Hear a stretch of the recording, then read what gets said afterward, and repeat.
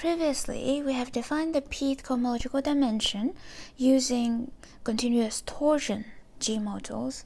And then we said that if we drop this torsion condition, then we get the definition for the strict cohomological dimension. And we claim that actually they are not that different.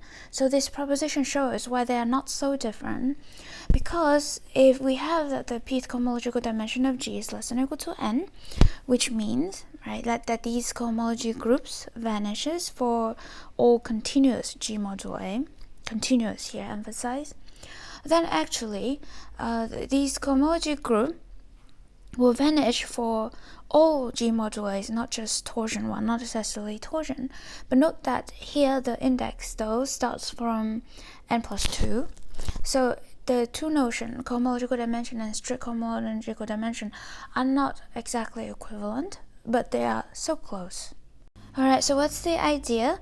The idea is that, so there are two ideas. The first idea is that these G module, so PA, and maybe actually I should write like this. This is the P torsion part of A, and the module A mod PA. These are both torsion G module. So then the cohomology of these HI for I sufficiently large are gonna vanish at these modules, by which I mean when we use coefficients from these modules. Now, then the next step is to relate the cohomology with coefficient in A to cohomology with coefficient in these modules by looking at the exact sequence of cohomology associated to the short exact sequence associated to this map, the multiplication by P map. Alright, so as mentioned, let's look at the following exact sequence. Observe that the kernel of the multiplication by P map are all the elements of A that has order dividing P, the P torsion. So I'll denote the P torsion this way to distinguish it from PA. Thus this exact sequence split into two short exact sequence. Here we take the image of the multiplication by P map so that we get a surjection. And here we start from the image of the multiplication by P map so we get an injection. Now this in turn induces long exact sequence on cohomology. Now consider the case when I is greater than n. As we mentioned, we want to use the fact that this module is torsion. So by definition of the pth cohomological dimension, we know that this must be trivial, and this must be trivial.